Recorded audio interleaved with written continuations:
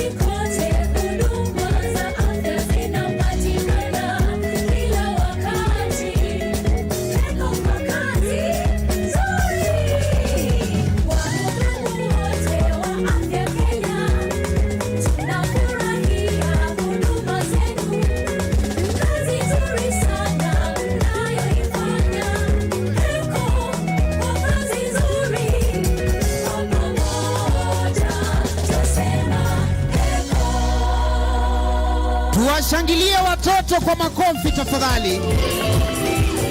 Wanapoondoka pale, makofi makofi.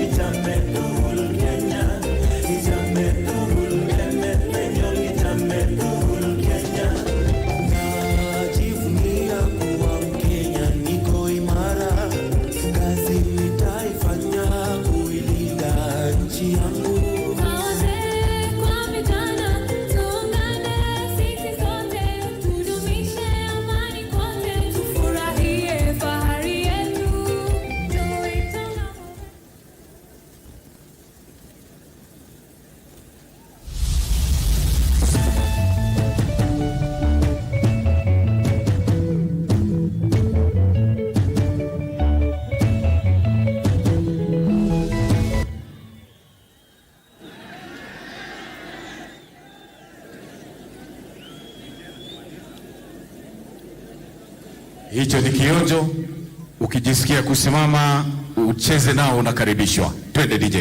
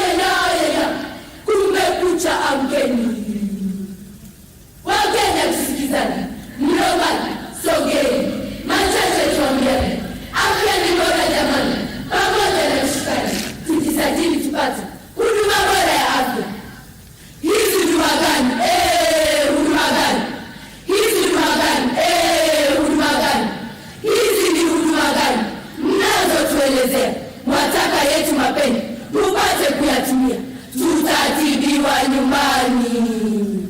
Pili tapogua huduma bora ya afya. Hatutaki kaa nayo.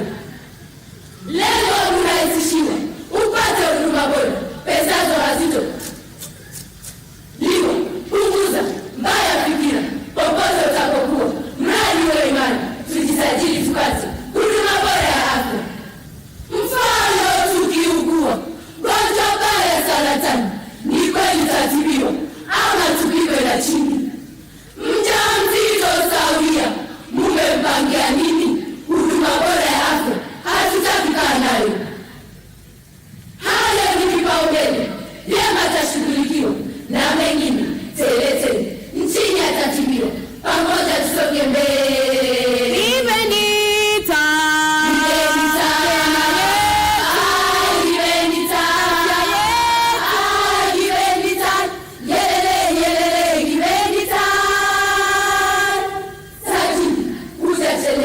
Tujisajili tupate huduma bora ya afya. Naona mnabishana kwa jambo la manufaa. Huko kote kila kona ulimwenguni hapa, ni vyema tukafanana, kwa pamoja tutapaa. Tujisajili tupate huduma bora ya afya.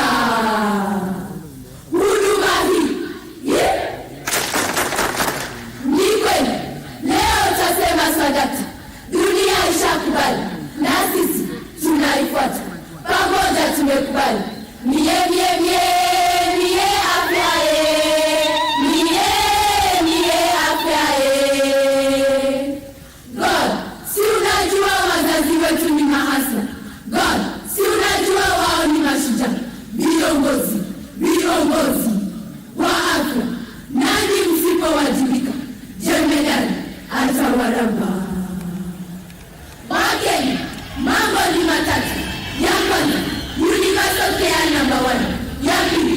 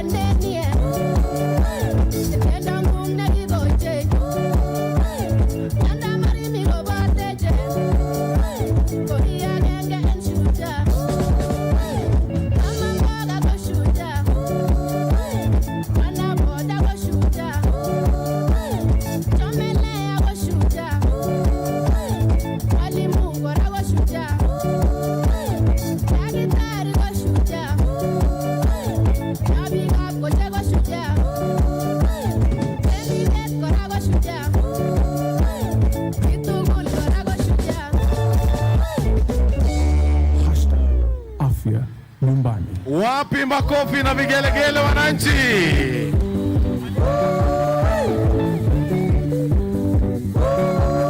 Asanteni sana wasanii wetu, tuwashangilie wanapoondoka. Asante sana.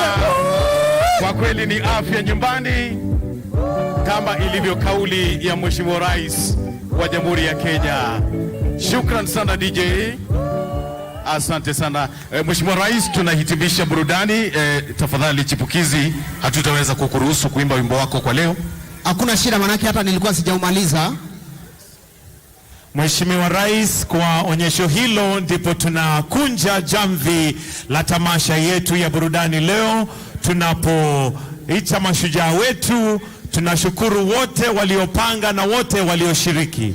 Kwa sasa Mheshimiwa Rais, kwa kumbusha ya kwamba kauli mbiu ni afya nyumbani, maadhimisho ya sherehe ya mashujaa leo ni afya nyumbani, na sasa tungetaka kuwaruhusu wananizi wa kujitolea ili waweze kuingia, CHPs, the community health promoters, waweze kuja hapa katikati ili waweze kuendelea na hafla hii, ahadi ya wahudumu ambayo watakapewa. Kwa hivyo tuwaruhusu tafadhali waingie, waje katikati ya uwanja, na kwa sasa nitamwalika pia waziri wa afya ajitayarishe ili aweze kuwaongoza kwa ahadi ya wahudumu wa afya. Tuwapigie makofi. Pia hawa ni mashujaa ambao ambao wamejitolea kwa muda mrefu, lakini kutoka leo mambo yabadilika. Tuwapigie makofi tafadhali wakija.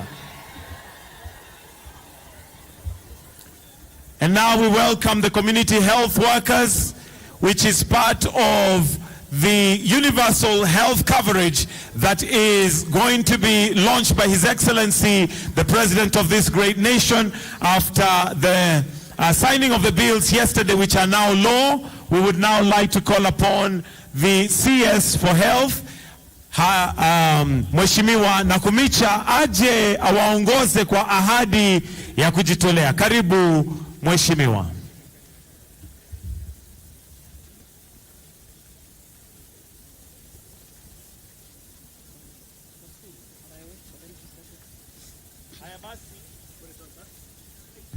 Basi wahudumu, tunaomba ya kwamba mtarudia hii ahadi ambayo mnajitolea leo, mkifuata waziri atakayewaongoza. Bado tunangojea waingie, wakiingia basi tutaendelea, lakini bado wanaendelea kuingia. Basi tukiwashukuru, tuwapigie makofi tafadhali. Tuwapigie makofi. Hawa ni washujaa pia, mashujaa ambaye ni wahudumu wa kujitolea, lakini mambo yabadilika. Na sasa nitamwalika waziri wa afya Madam Susan Nakumicha ili awaongoze kwa ahadi. Mheshimiwa Rais, sasa ni wakati wetu wahudumu wa afya nyumbani kutoa ahadi ya huduma kwa afya nyumbani. Nitawaomba nyinyi wote wahudumu wa afya nyumbani mrudie mambo haya nyuma yangu. Sisi wahudumu wa afya nyumbani tunaahidi kutumikia jamii zetu kwa mioyo thabiti, mikono wazi, ujuzi na kwa kujitolea. Lengo letu ni kuelimisha, kuwawezesha na kusaidia jamii zetu kukuza afya, kuzuia magonjwa na kuwaelekeza kwenye huduma za afya. Tunakubali jukumu hili tukufu na tuko tayari kutumikia jamii zote. Afya yetu, afya yetu, jukumu letu. Ndio. Asanteni sana. Na sasa tukipeperusha bendera, tutawaomba warudi mahali walikuwa, pole pole tu tukiwaelekeza. Hebu tuwapigie makofi wananchi tafadhali. Na kwa sasa wakiondoka pia kuna lori ambazo zitakazoingia, ikiwa ishara ya kwamba sasa dawa pia zitapatikana, na tutamwomba rais atateremka hivi karibuni ili aweze kuflag off ikiwa kama uzinduzi wa universal health coverage. Kwa hivyo sasa let's have the trucks to come in, and we'll kindly request Your Excellency, if you may, with your permission, to kindly come with and flag them off together with His Excellency the Deputy President, just to witness as we flag off the trucks that are going to be carrying the medicine and having all counties. We believe by now all counties have received the kits, which are now adorned with the CHPs, the community health promoters. Na ndio hizo lori zinazokuja, na sasa tukimkaribisha Mheshimiwa Rais ambaye atakuja kuzizindua, na pia just to flag them off as we now have this event proceeding. Amen. Amina. Tukiwakumbusha kwamba kauli mbiu ni afya nyumbani. Hebu sote tuseme afya nyumbani.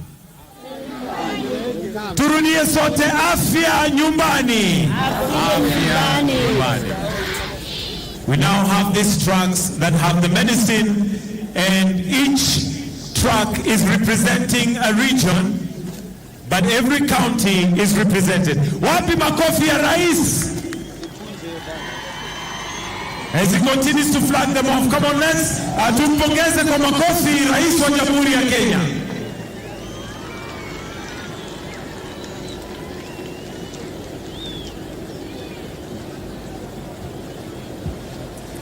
Haya basi, ndio hiyo track ya pili, representing Nairobi County 0647. Because of time, we only have 8 tracks representing the 8 regions. Marsabit County, Tana River County, representing the coastal province. We have Bungoma County, representing Western. Alafu tuko na Homa Bay County, representing Nyanza. Pia tuko na Wajir County, representing the northern. Basi tuko northeastern. Tuko na ingine moja, na hiyo ni ya Nyandarua County, representing Central. Asanteni sana. Thank you so much, Your Excellency. Tunashukuru na kwa heshima tutaomba uweze kurudi.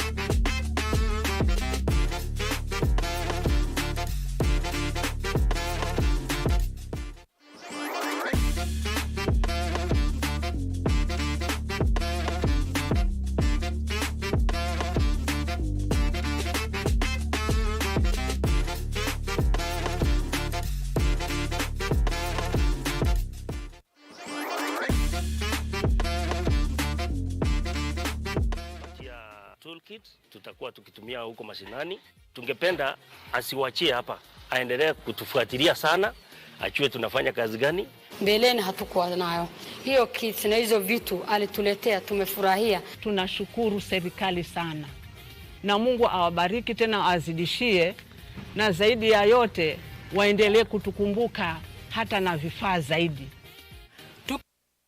Nchi wapate knowledge kuhusu maneno ya preventive. Tunaona kwamba tutatumia pesa mingi kununua dawa. Tunaposherehekea sikukuu ya Mashujaa, ningependa kuambia ma-CHV wote waendelee na hiyo kazi mzuri wanafanya, hasa kusaidia wamama na hata watu wa kijiji, hasa kwa usafi na kukaa katika hali yenye inafaa kama mwananchi wa kawaida. Ile kitu ambayo ningependa kwanza ningeshukuru serikali kwa mkondo ambayo wanachukua sasa hizi. Kuzuia ni mzuri kuliko kuponya. If they are Mashujaas of the year, it's community health promoters. You know, we are not volunteers, we are promoters. Heko to our president. Wherever you are, we say we salute you. Naomba waingie kwa utaratibu tafadhali, na pia tuweze kuweka kitu kingine kwa runinga. Wanaendelea kuingia bado, and at this point allow me to also recognize His Excellency Tete Antonio, the Minister of Foreign Affairs for Angola, who is representing His Excellency of Angola. Together with his delegation, we recognize you and appreciate that you've honored us with your presence. Studio, naomba tuweke pia kitu kingine kwa runinga. Wananchi wanaendelea kuingia. Wananchi ni waombe tuingie tu kwa utaratibu. Sote tutaruhusiwa tuingie. Muraguri. Nilianza hii kazi kutoka mwaka wa 2003. Miaka hiyo 20 nimefanya hiyo kazi. Kwangu nafurahia kwa sababu naifanya na roho yangu yote. Hii exercise nafanya registration, naona ni muhimu kwa sababu serikali yetu itajua ni watu wangapi wako na disability, wapi wako na diabetes, ni wangapi wako na hypertension, ni watoto wangapi wamezaliwa, ni wazee wangapi wako over 70 years. Hiyo statistics itasaidia serikali kwa chochote inataka kufanyia community. Kutoka hiyo miaka tumefanya hii kazi ya community health promoters, tulikuwa tunaandika kwa mikono. Unaandika saa ingine karatasi inapotea, unakimbia kwa public health, unamuitisha ingine, unakuja unajaza. Sasa unakuja unalipitia hiyo information ndio umpelekee. Kupeleka kwake atakwaka inaweza potea. Sasa hii technology, chochote umeweka hapa haitapotea.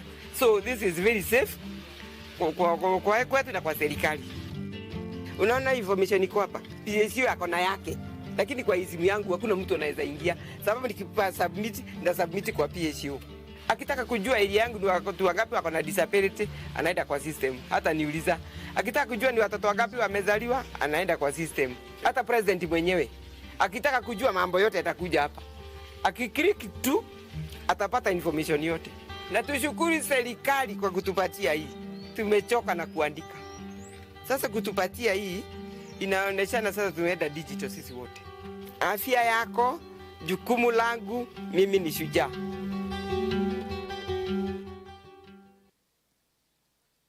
Asanteni sana wananchi kwa kuingia kwa utaratibu. Na sasa Mheshimiwa Rais, naomba uniruhusu niweze kumwalika gavana wa eneo gatuzi la KERICHO atatukaribisha, na akimaliza amwalike naibu wa rais. Tumpigie makofi Gavana Dr. Eric Mutai. Thank you so much. Your Excellency, the President of the Republic of Kenya, Dr. William Samoei Ruto, Her Excellency, the First Lady, Mama Rachel Ruto, His Excellency, the Deputy President,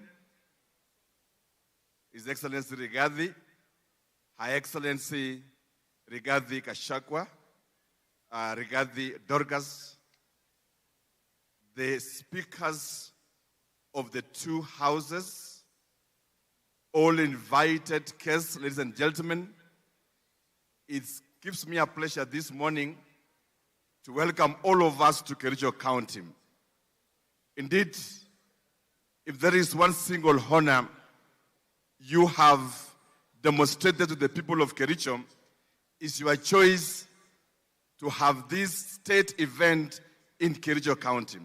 And on behalf of the great people of KERICHO, we wish to say thank you, na kwa niaba yao tunasema asante sana. Secondly, Your Excellency, we wish also to indicate that as we celebrate this very important occasion, as the county government of KERICHO, we have 1,600 community health promoters. With the program you have put in place, we are committed as counties to ensure that we commit 50% in our budget to match what the national government is providing us, so that we are able to give stipends to the community health promoters. Secondly, Your Excellency, as KERICHO County, we want to say thank you because of the great infrastructural development that has taken place in our county. Just to mention, the other day, we were able to launch the ICU at Kapkatet, which was equipped by your government. We were also able to launch our basic oncology center in KERICHO to handle matters cancer through the support again from your government. And we want to say thank you for the same. We also want to appreciate the great infrastructural work that has taken place in KERICHO town. And today, when we look at KERICHO, we see a complete different town altogether. Out of that, Your Excellency, we commit as a county to move with your agenda of expanding KERICHO town. I know that we have earmarked 1,000 acres for expansion, and already we are in the process of negotiating with the squatters so that Your Excellency will be able to get a new town of KERICHO. We also look forward, Your Excellency, towards the completion of the airport. Today, I am a proud governor on behalf of these great hustlers of KERICHO that you are able also to land at Karenga Stadium, which is historical in itself and will remain in our hearts. As Kenyans would say, today we can sleep with our shoes tonight because we never imagined we can have landing in the airspace around. Our request is for station towards completion on the same. Lastly, Your Excellency, towards achieving the healthcare and towards accessible healthcare, already we have upgraded level 4 to level 5. Our ask, and I know you know these things, Your Excellency, because these things you initiated when you were minister and when you were deputy president. And this includes the constructions of the proposed level 6 for the South Rift, which I know is your agenda. This also includes the completion of Londiani Masaida Dam, and this also includes the Poster Dam, which I know in your agenda, and I don't want to elaborate on that because it is within your agenda and because you know this county, and as a father of this nation, you are familiar with the desires of our hearts in this region. Lastly, we want to say thank you for this stadium. Today we have a very beautiful stadium, and as a county we are saying thank you. Out of this, again, Your Excellency, we invite Your Grace to also consider what you began and what you have always dreamed for, the completion and the construction of Kapkatet Stadium, which is an historical ground for us. Basically, KERICHO is a home of heroes, as I conclude. The first athlete to conquer the track is none other Kiblimo Rugut, who hails from this county and the son of this county. Your choice to celebrate the universal health coverage is well informed, because the word KERICHO, when you remove this, when you have the prefix of it, Kerich means Kerichek, which means medicine in our language. And so your choice of KERICHO is well informed because it's a county of medicine. With those few remarks, Your Excellency, let me take this humble opportunity to welcome His Excellency, the Deputy President, Rigathi Gachagua, to come and address the people who are here today. Thank you,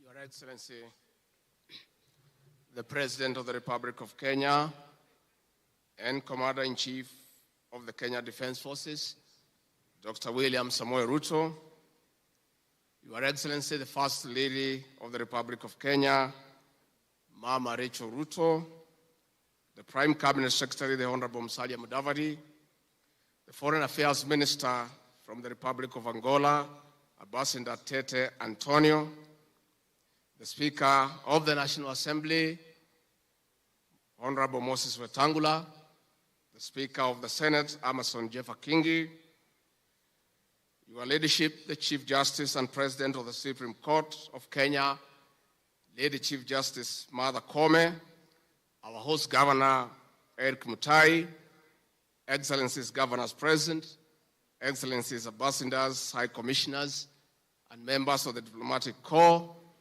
all other leaders, na wananchi wa KERICHO, hamjambo? Hamjambo tena. God is good and all the time. Nisalimieni kwa hewa. Bwana Yesu asifiwe. Bwana Yesu asifiwe tena. Your Excellency, I will seek your indulgence, if you allow me, before I welcome you to address the nation with tremendous respect, to request our visitor, Ambassador Antonio Tete, from the Republic of Angola, to come and greet the people of Kenya and say a few words. Ambassador.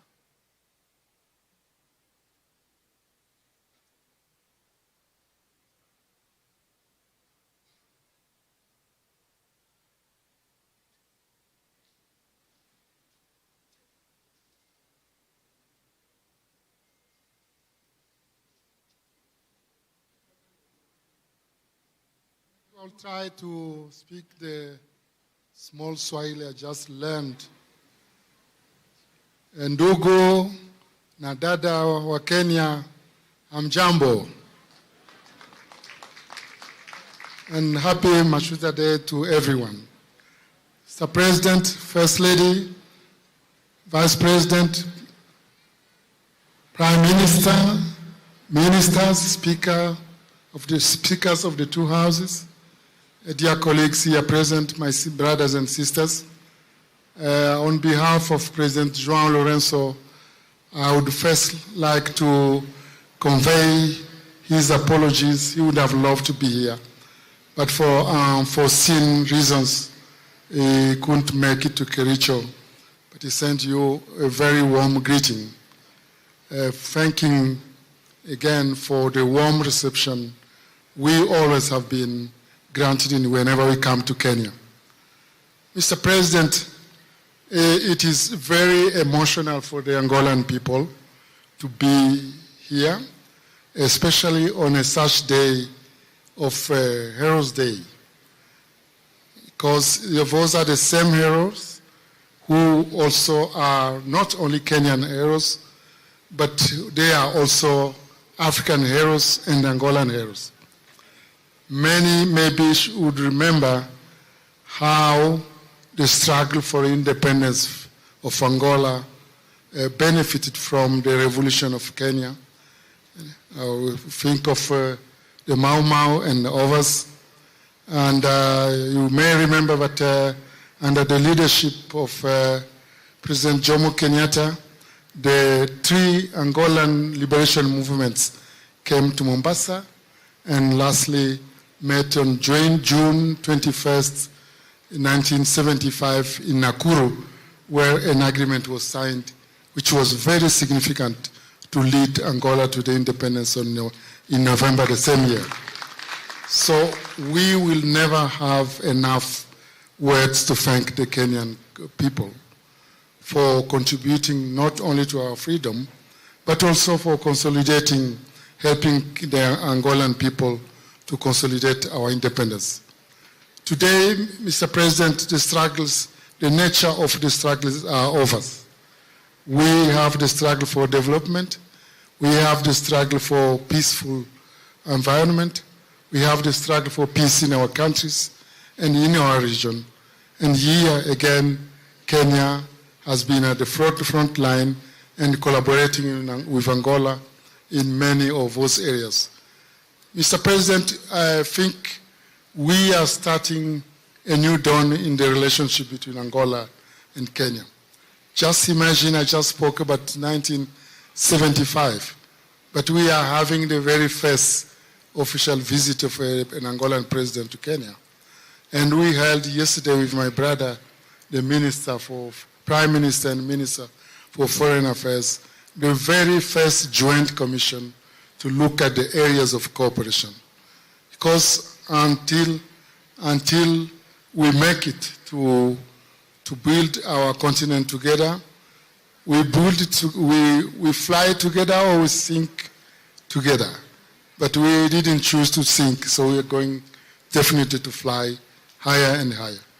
Mr. President, thank you again for giving us the opportunity to greet our sisters and brothers from Kenya, and thanking you all for associating to this very important day, which the same day we celebrate in Angola on 17 September, the Heroes Day.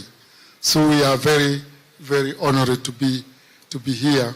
We all hope, we wish you afya bora to everyone. Thank you. Asante sana. Thank you very much, Ambassador. Your Excellency, the 60th Mashujaa Day is one of the most important occasions in our history. We celebrate the day from KERICHO County, one of the most active and colonial hotspots in the country, whose people were stripped of their right to land. We join the people of this county and other Kenyans in celebrating the gallant men and women who put their lives on the line to attain our freedom and restore our dignity. Your Excellency, we celebrate these men and women because they believed in the power of Africans in defining their destiny in socio-economic transformation. Kiongozi wetu, leo ni siku yako. Mimi nilikuwa hapa siku ya Jumatatu na nikapata nafasi ya kuongea na watu ya KERICHO. Na kwa sababu wao walikuwa ng'ambo, mimi ndio nilikuwa nawika hapa. Sasa wewe huko, mimi sina sauti.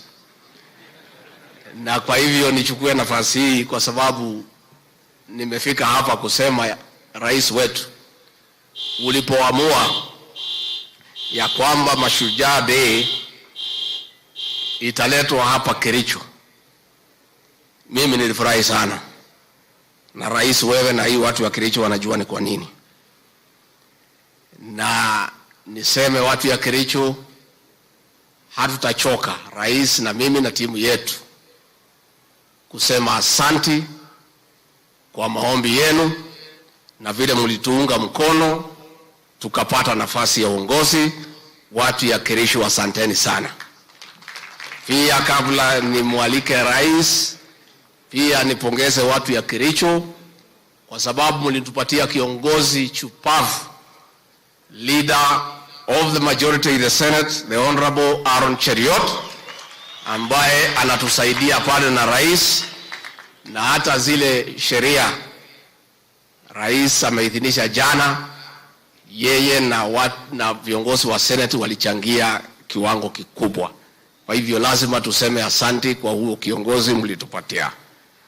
Bila kuongea mengi, ningeuliza hizi nyote msimame munisaidie kwa shangwe na vigelegele kumkaribisha rais wa Jamhuri ya Kenya. Mr. President, you are most welcome to address the nation. Karibu. Asante sana Mheshimiwa Deputy President. Tafadhali mnaweza keti chini. KERICHO, hamjambo?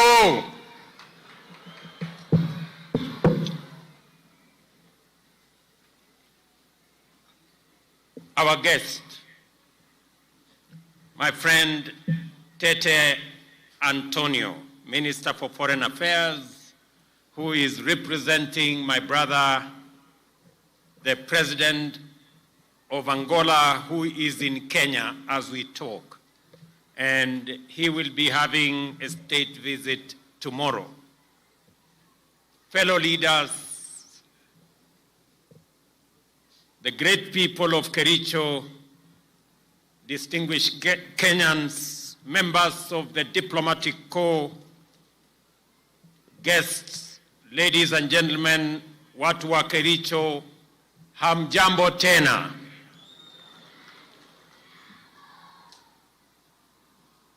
KERICHO, hamjambo. KERICHO chamgei. Omune. KERICHO, Bwana Yesu asifiwe. Hebu mnisalimie hewani nione hivi watu wa KERICHO. Asanteni sana. Mashujaa Day is a celebration of the power of individuals to change the course of history and the destiny of a nation. It is a reminder that nations are driven forward and changed by individuals, ordinary men and women who believe they can make a difference and who believe they can change the status quo. The status quo in 1963 was a colonial state, the denial of basic freedoms and dignity. Deep inside many individuals then, they believed change was necessary and they took action. Individuals' belief resulted in action and ultimate progress that made us the people we are today, an independent, democratic, progressive nation. Today, the status quo is a hunger for socio-economic transformation, one that most of us feel is long overdue, and we are rightfully so. The need for heroism is as urgent as it was in pre-independence Kenya. The power of individual action is still as powerful today as it was then. Our heroes today are on the farms, the markets, in factories, in offices, in construction sites, and in many other places. Our heroes are using their creativity to create content and shape culture. They are playing on fields, running on tracks, and working across many other fields. Every day, when we do our best, when we deploy our diligence, intellect, passion, creativity, hard work, and the sense of purpose, every day that we believe we can make a difference, we are changing our country. This is our call to Mashujaa, to the best of us, to be the best of us every day, and to move our nation forward. This is why we are focused on empowering Kenyans to be at their best on diverse fields by democratizing and innovating government services to ensure that we give as many Kenyans as possible the opportunity to be their best so that they can move our country, our nation forward into a destiny that we all share as a people. The Constitution guarantees Kenyans the right to the highest standards of health. Since independence, successive governments have made efforts in guaranteeing access to quality and affordable health care for Kenyans, but with limited success. There have been several attempts and efforts to achieve universal health coverage, one in 2003, in 2013, and in 2018. However, these efforts were met with little success. It is for this reason that the government of Kenya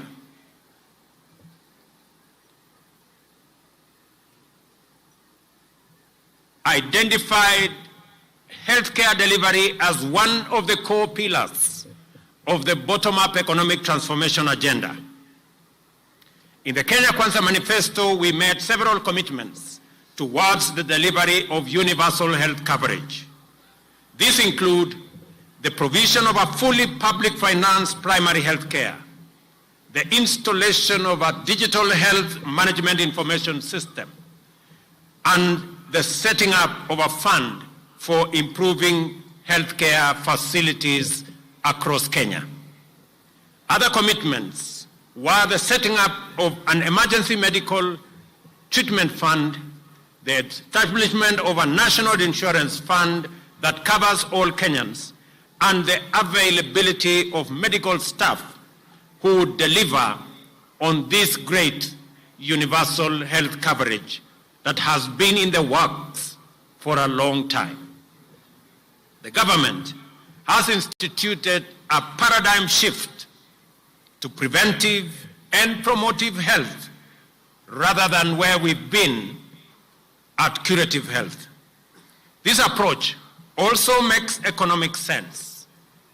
Community health reports state that for every 1 shilling invested in community health, 9 shillings and 40 cents are realized in economic and social gains in our society. In our plan, delivery of primary health services at community level will start with community health promoters. And we are very proud that they are represented in large numbers today in this very important Mashujaa Day. The work of the promoters will include basic preventive and promotive health, health education, basic first aid for the treatment of minor injuries and ailments at household level, and referral for facility-based health care. Each community health promoter is allocated 100 homes within their neighborhoods, and this will happen countrywide. Considering the pivotal role played by community health in attainment of universal health coverage, the long-term financial viability and sustainability of community health is contingent on enhanced domestic resources for health. The national government is working closely with our county governments to strengthen the delivery of community health services through the payment of stipends for the 100,000 community health promoters. This will be done on a matching basis, 50% contributed by the national government and 50% contributed by the county governments.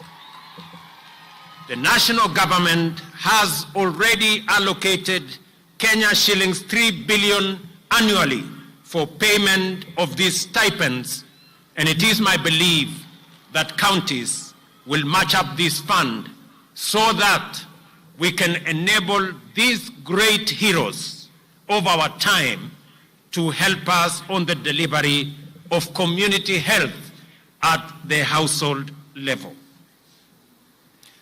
It is worth noting that as of today, over 1 million households in 10 counties have been visited already by community health promoters, overt services, and their data captured in the Afya Nyumbani dashboard.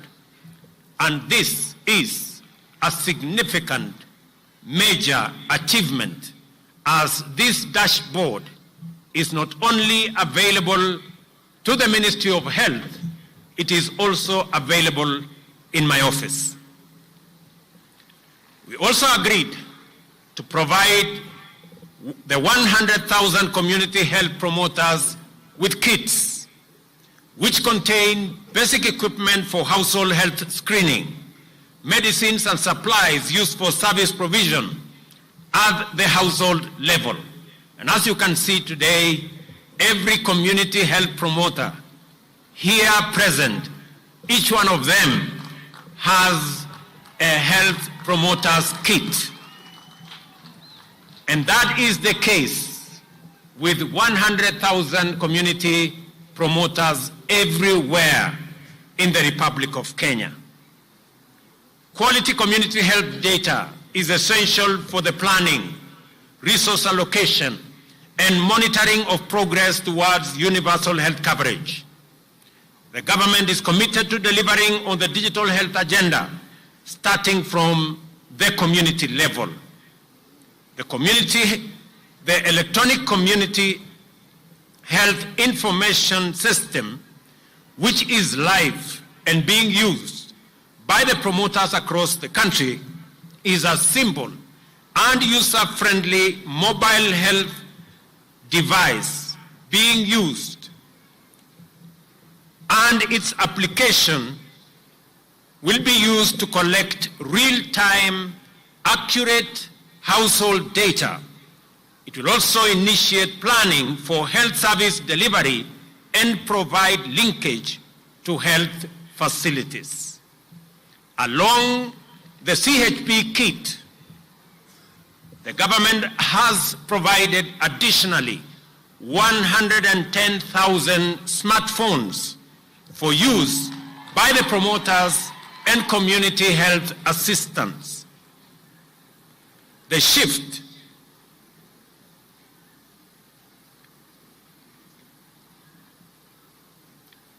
from curative to preventive health will further be strengthened by the promotive services provided by community health promoters at the household units and integration of preventive services at the primary health care level.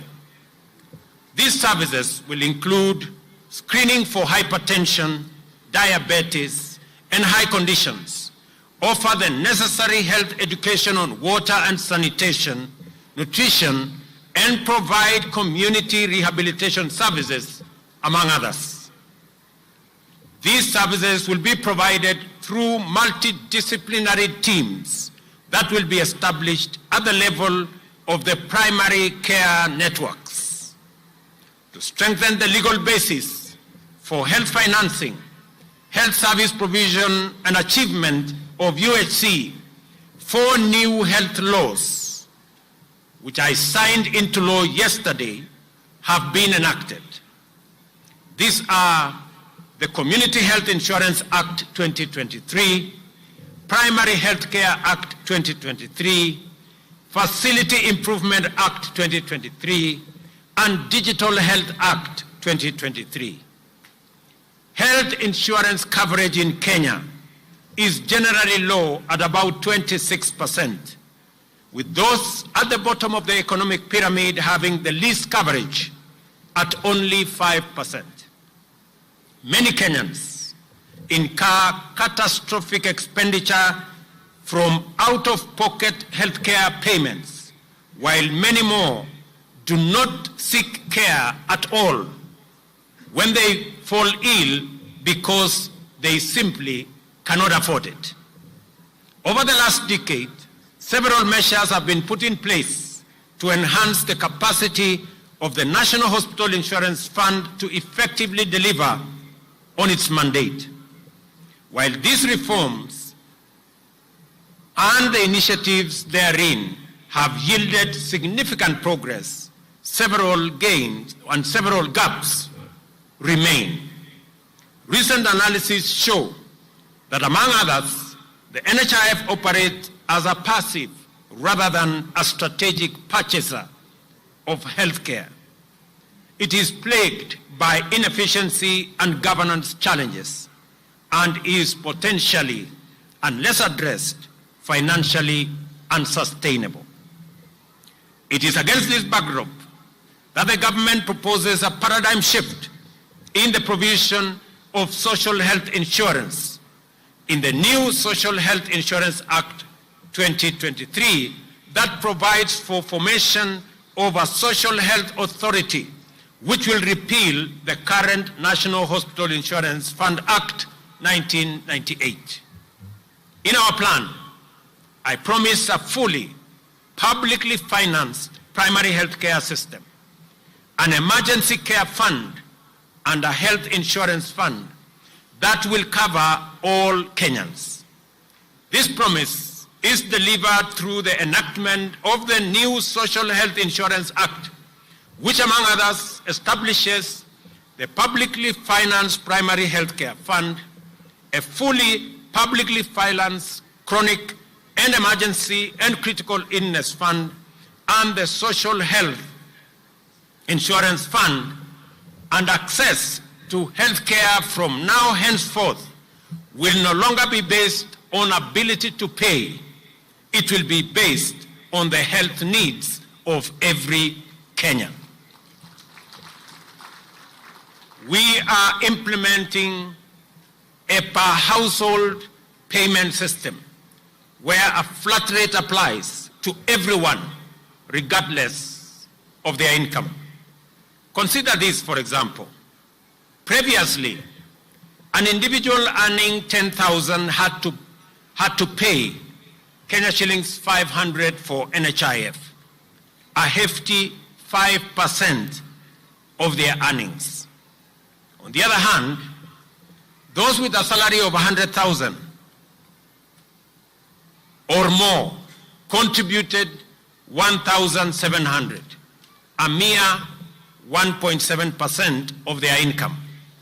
Astonishingly, even someone with monthly income of Kenya shillings 1 million, like William Ruto, the president, paid the same amount of 1,700, which translates to a paltry 0.17% of their substantial earnings.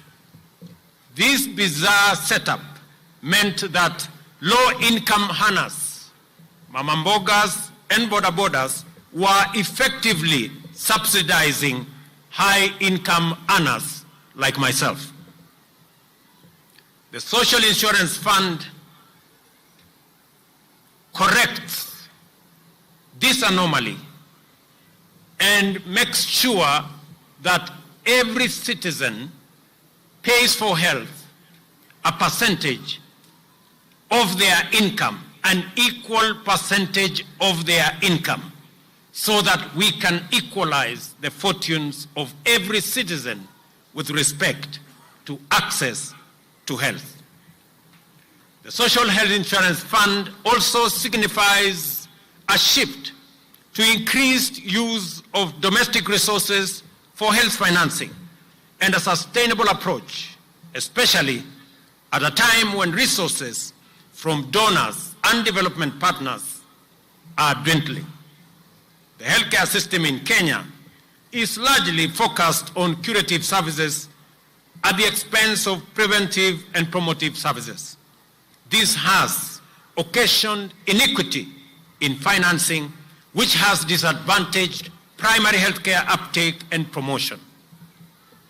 The government's mission is to build a progressive, responsive, and sustainable healthcare system for accelerated attainment of the highest standard of health for all Kenyans. The funds allocated to public health facilities have substantially reduced over the years, as they are directed to the county revenue fund and are rarely reinvested into the facilities. The lack of autonomy in public health facility management and financial control has led to increasing fragmentation, poor service delivery, deteriorating health outcomes, reduced efficiency, access, equity, financial protection, and also insignificant transparency and accountability. The Facility Improvement Financing Act corrects this situation and aims to structure the process and guide the counties on how to provide for retention, management, and use of revenue derived from health-related services rendered at public health facilities. The Act seeks to ensure a unified approach for health facility finance and management autonomy, where public health facilities are able to retain their funds and have autonomy to operate their facilities based on their priorities. This will improve availability of resources at the facility to provide adequate and equitable quality health services, increase efficiency, and thus improve health outcomes for all Kenyans. Kenya has made significant strides towards digital transformation, with many sectors leveraging on technology to enhance implementation of digital products and services. The health sector has made steady progress in digital technology transformation through implementation of digital solutions to manage and share and use data. However, the adoption of technology has been uncoordinated and characterized by fragmented implementation with health sector actors not adhering to basic digital health standards, guidelines, recommendations, and digital development principles. These technologies have affected how health data is managed, resulting in multiple systems that have limited ability to exchange data. The Kenya Kwanza Manifesto identifies digitization as a pillar for the health sector to achieve universal health coverage. Accordingly, the Digital Health Act provides the legal basis for the development of a comprehensive and integrated health information system. These systems will enable end-to-end visibility of health processes and seamless sharing and portability of information that will enhance health service delivery and improve efficient use of resources. The enactment and implementation of the Act and the digitization agenda will deliver on the promise to integrate ICT to enhance telemedicine and health management information systems. Apart from the 4 laws, the Ministry of Health has put in place various policies and strategies to actualize strengthening of local manufacturing of health products and technologies, to have at least 50% of medicines on the Kenya Essential Medical List produced locally, ensuring procurement mechanisms guarantee value for money and provide advantage of economies of scale. Our mission is clear: to build a healthcare sector that is a shining example to the world, with healthcare workers in the right numbers who are motivated, well supported, and inspired to deliver their best. Together, we will ensure that every Kenyan has access to quality health services when they need it, regardless of their background or financial circumstances. I acknowledge the Ministry of Health, Safaricom, the World Health Organization, UNICEF, UN Program on HIV/AIDS, and United Nations Population Fund, the Danish International Development Agency, the United States government, the World Bank, Children Investment Fund Foundation, Academic Model Providing Access to Healthcare, Medic Mobile, U.S. President's Emergency for AIDS Relief, and AMREF Kenya, among others, for their immense support. I request that we clap for these great partners of our healthcare delivery system. Kenyans have deliberately rejected ideas and programs that limit our productivity, waste our resources, and delay our takeoff. This is why our focus on effectively lowering the cost of living is based on increased agricultural productivity and expanding land and other resources for production. We have rolled out an agricultural support program that has provided farmers with access to fertilizer, affordable credit, and extension services. By end of July, we had distributed 3.5 million bags of region-specific crop fertilizers in 41 counties to registered farmers, working with county governments for last-mile delivery. For the first time in Kenya, fertilizer was distributed on the basis of acreage and the crops that farmers produce via a digital e-voucher platform. The results of this program are evident across Kenya. We have placed over 200,000 acres under cultivation, which is more than last year. We are looking forward to a bountiful 44 million bags from the long rain season and 61 million bags overall for both seasons, marking an impressive increase of over 40% in relation to last year. Fertilizer support for the short range crop is now available at National Cereals and Produce Board depots for regions that planned in this season, including central Kenya, eastern and western parts of the country. I urge all unregistered farmers to use this opportunity to register so that they can benefit from the support of fertilizer for all their crops, whether it is tea, coffee, sugarcane, macadamia, avocados, and all the other crops that are engaged with our farmers. To reduce our national edible oil import bill, which currently stands at $1 billion annually, the government is supporting sunflower cultivation by distributing 600 metric tons of seed to farmers in partnership with counties in eastern, western Nyanza regions during these short rains.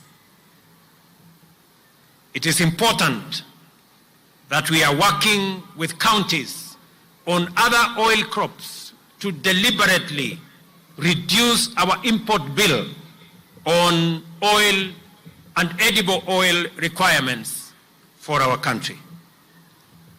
When we came into office in September last year, only 320 government services were available online.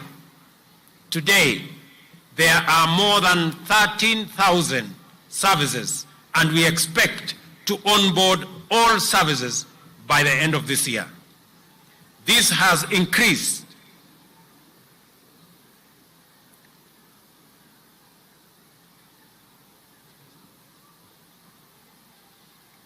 efficiency. This has increased efficiency in service delivery, revenue collection, and enhanced accountability of government services and revenues. The government is currently rolling out the last mile 100-kilometer of fiber optic infrastructure throughout the country to improve health facilities, improve schools, judiciary offices in far-flung areas, and other public institutions. We are also concurrently setting up 25,000 Wi-Fi hotspots targeting fresh produce markets, bus parks, and other public spaces. We are also working with members of parliament in the setup of 1,450 ICT hubs in every ward in Kenya. And I am happy that the National Assembly has aligned the National Government Constituency Development Fund Act to actualize this strategic intent. Our goal is to spur e-commerce, the creative arts, and the digital economy, the frontier of our bottom-up economic transformation agenda. We continue to make significant progress in our education sector. Immediately after assuming office last year, we ended months of uncertainty by resolving that junior schools be domiciled in our primary school setup. We have reduced the teacher shortage by hiring more teachers. In the last 1 year, the Teacher Service Commission has recruited 56,000 teachers, which is half of the required number or half of the shortage that we have. This is the highest recruitment in the history of the Commission in 1 year and the largest such exercise in Kenya's history. We intend to close the gap on teacher shortage in the coming 2 years. Further, in keeping with government's policy to equip Kenyan youth with practical skills and competencies, we are working with our TVETs to ensure that another 2,000 TVET college tutors are hired to support our TVET education that has increased from 90,000 8 years ago to 350,000 currently.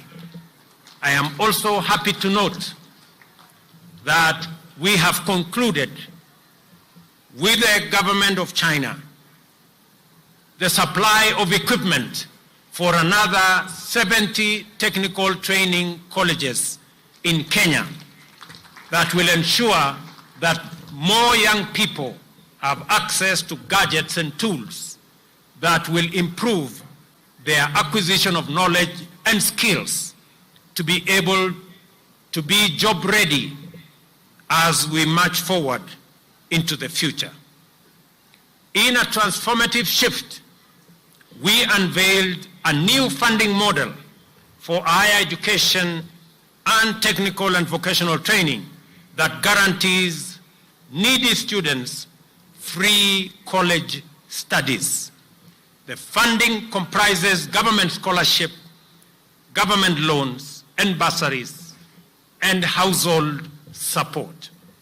Through this model, we have raised the funding per student by 40%, and we have now eliminated the tragic situation of many of our universities that were steeped in huge debts because of underfunding that had become the norm. Housing is a revolutionary agenda that will have an extensive impact across the economy. At scale, the affordable housing program will create jobs for our young people, expand the manufacturing of construction products and materials, and enhance economic activity across many sectors. The construction of 46,792 units is already underway, and another 40,000 units are ready to commence construction in the next few days. Architects, engineers, quantity surveyors, masons, electricians, plumbers, transporters, steel factory workers, cement factory workers, and hardware merchants will be engaged in this transformative construction housing enterprise to construct 200,000 housing units annually. The construction of one unit, for the record, creates between 3 and 5 jobs directly and 5 to 8 jobs indirectly. More jobs will be created with the formalization of the Jua Kali clusters that will provide products such as doors, windows, and hinges for this program. I stand before the people of Kenya to express my pride and admiration for all Kenyans who have risen up to the challenge of the moment, seized opportunities that came up as we deliver our commitments and implemented the bottom-up economic transformation agenda. This enterprising ethos, the hustling spirit, and the motivation to do your part in making this country move forward is all, and it is heroic.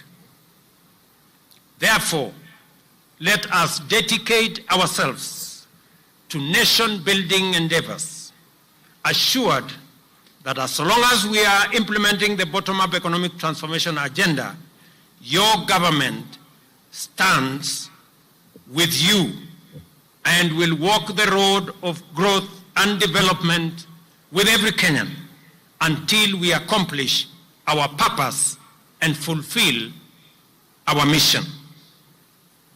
Wacha niseme hivi kwa Kiswahili. Leo tumetumia Mashujaa Day ya mwaka huu kwa jambo la muhimu sana ambayo inahusu Wakenya wote. Jambo la afya, vile nimewaeleza, tumekuwa tukitafuta mbinu, jinsi na namna ya kuhakikisha ya kwamba afya inamfikia kila Mkenya, na afya isiwafikie wale wako na uwezo peke yao, lakini ifikie kila Mkenya, kwa sababu maisha ya kila Mkenya ni ya muhimu kwa Wakenya wote. Na ndio tumesema tunabadilisha sheria. Jana niliweka sahihi sheria 4 mpya ambayo itatumika kuendesha mambo ya afya, ambayo itafikia Wakenya wote katika taifa letu la Kenya. Tunaanza na hawa community health promoters. Hawa mashujaa wamekuwa wakifanya kazi ya afya kama volunteers kwa miaka nyingi, na ndio tumesema tukienda mbele, kwa sababu hawa community health promoters wamefanya kazi ya muhimu, sasa tutawapatia vifaa. Jambo la pili, tutahakikisha ya kwamba watapata malipo kwa kazi mzuri wanayofanya kwa afya katika taifa letu la Kenya. Na jambo la pili, sheria mpya ambayo tumetengeneza itaturuhusu na itatupatia nafasi sote kama Wakenya kuchangia kwa mambo ya afya. Nataka niwaeleze ndugu wa Kenya mambo matatu ya muhimu kwa hii mfumo mpya ya afya ambayo tunazundua leo. Ya kwanza, pale katika level 1, 2 and 3 dispensary na health center, kila Mkenya atapatiwa matibabu bila malipo yoyote. Na gharama ya matibabu katika level 1, 2 and 3, gharama yake italipiwa na serikali ya Kenya kupitia kwa ile fund ya primary health. Jambo la pili, pale katika dispensary yako ya nyumbani na katika health center yako ya nyumbani, sasa Wakenya watajumuishwa katika usimamizi wa ile facility. Nyinyi katika kijiji yenu, katika mtaa wenu, nyinyi mtakuwa na kamati ya kushughulikia mambo ya afya katika dispensary yenu, katika health center yenu.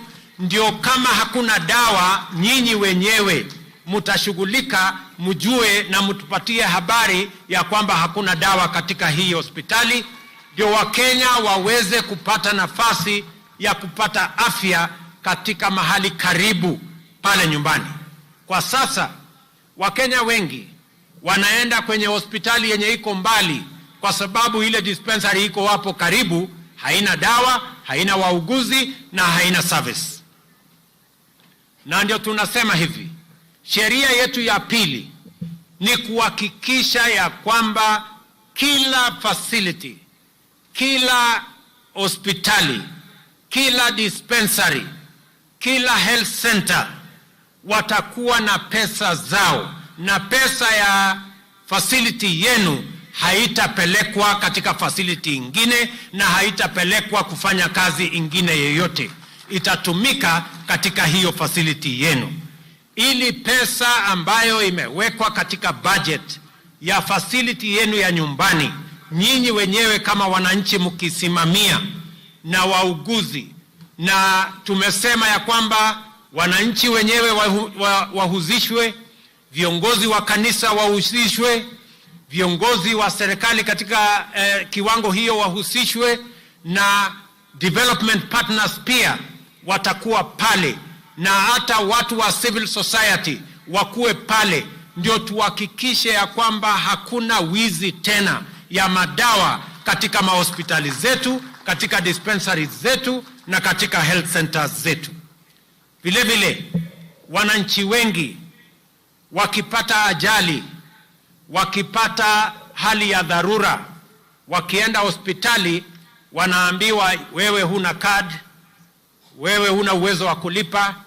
Sasa emergency, chronic illness na ajali zote, kila mwananchi atakubaliwa kutibiwa katika kila hospitali bila ya kuulizwa maswali, kwa sababu maisha ya kila mwananchi ni ya muhimu.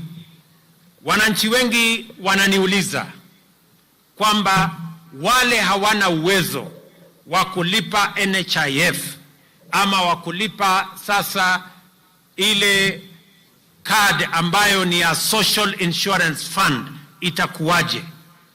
Wacha mimi nitangaze katika hafla hii ya kuzindua afya nyumbani kwamba kila mwananchi atalipa kulingana na mapato yake, na yule mwananchi ambaye hana uwezo, serikali ya Kenya itakulipia card ya hospitali. Kila Mkenya atakuwa na Social Insurance Fund card, na wewe utaenda hospitali na utatumia hiyo card, either umejilipia mwenyewe ama umelipiwa na serikali, ili uweze kupata matibabu katika level 4, level 5 and level 6. Kwa hivyo kila Mkenya, either utaenda katika level 1, 2 and 3 na upate matibabu bila malipo, ama uende level 3, level 4, 5 and 6 na utumie kadi yako kupata matibabu. Na kila Mkenya, ndio tumesema hakuna Mkenya ataachwa nyuma. Ile maneno ya zamani, wewe unaenda kwa facility ya hospitali, unaambiwa kadi yako imefika mwisho. Sasa hii kadi ambayo tutawapatia haitakuwa na mwisho, kwa sababu maisha ya kila Mkenya ni ya muhimu. That card will make sure that if the limit is reached, then the chronic and illness fund will kick in and every Kenyan will be attended to. Hakuna Mkenya atafukuzwa hospitalini kwa sababu ya mambo ya malipo tena. Tunataka tuhakikishe kwamba kazi hiyo inafanyika. In conclusion, allow me to celebrate Kiprugut Chumo, the first Kenyan to win an Olympic medal, the first to win an Olympic medal by renaming this KERICHO Green Stadium after him. I think he deserves it. Let me also say, for the people of KERICHO, thank you very much kwa kutukaribisha katika mji wenu wa KERICHO. Kwa niaba yangu, wacha mimi nirudie, kwa niaba yangu na sote tuliokuja hapa kuomba kura zenu, deputy wangu akiwa hapa, viongozi wale wengine wote wakiwa hapa, kwa watu wa KERICHO tunawaambia asanteni sana kwa kura zenu.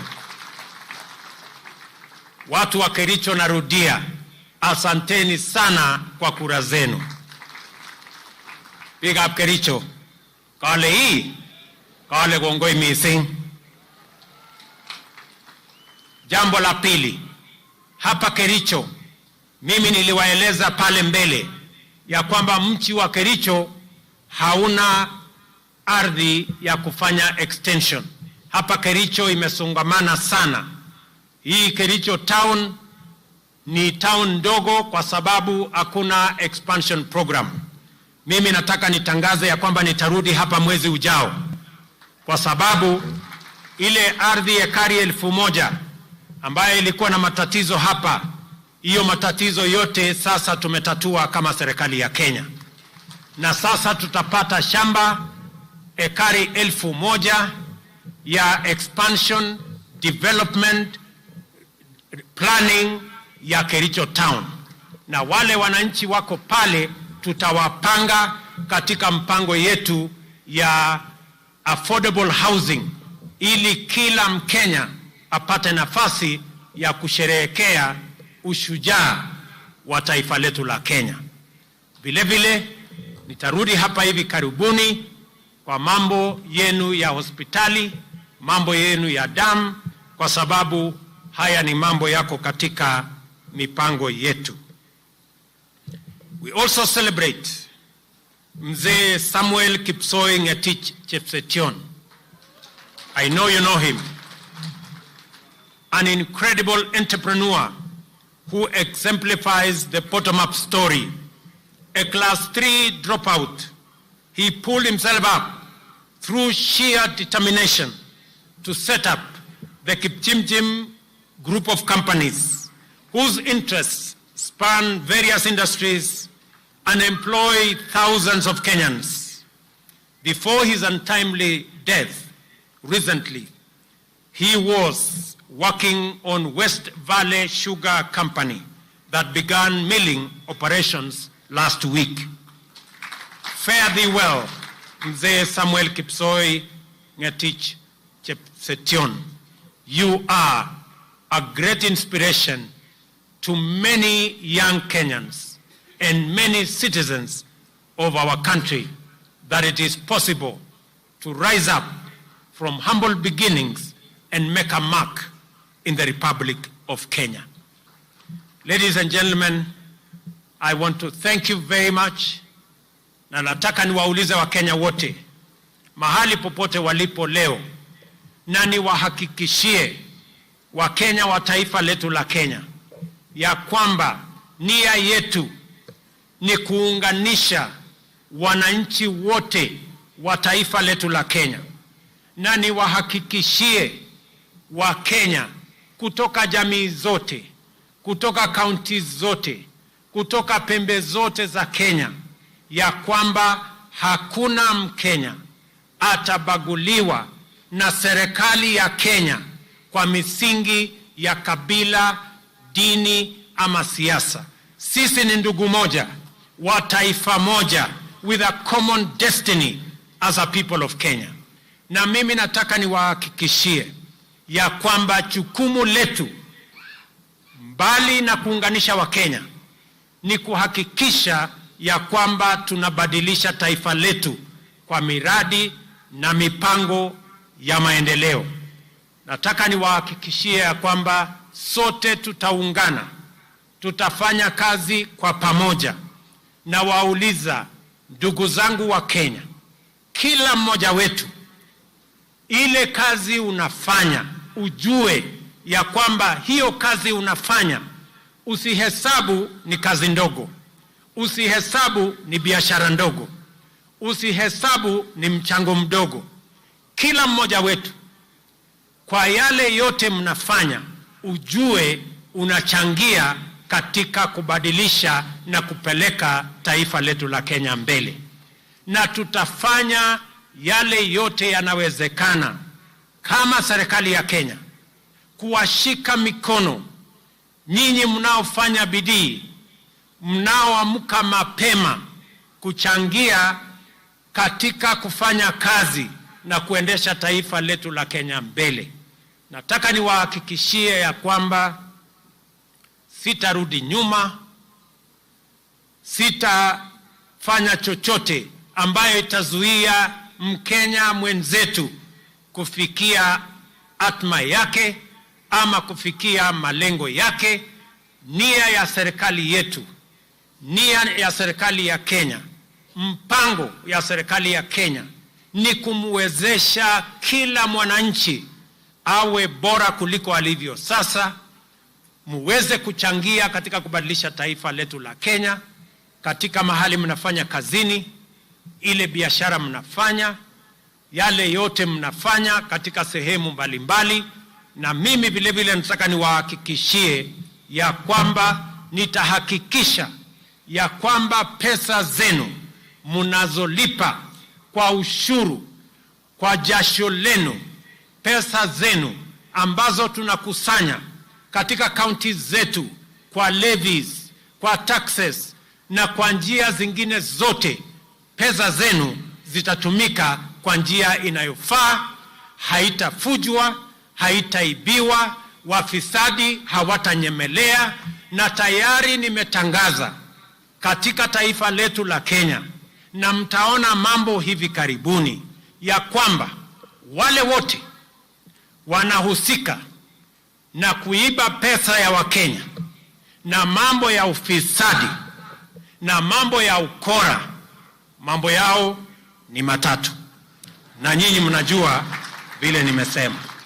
Kwa hivyo, I want to guarantee every citizen of the Republic of Kenya that we will hold your hand as you make your contribution in whatever you are doing, in a small way, in a big way, as a casual worker, as a permanent and pensionable worker, as a worker on contract, as a person waking up early and sleeping late, in driving the wheels of our economy, in pushing the destiny of our country in the right direction, that you have my support, you have the support of the government of Kenya, and we are going to work together towards building one united, democratic, indivisible Kenya.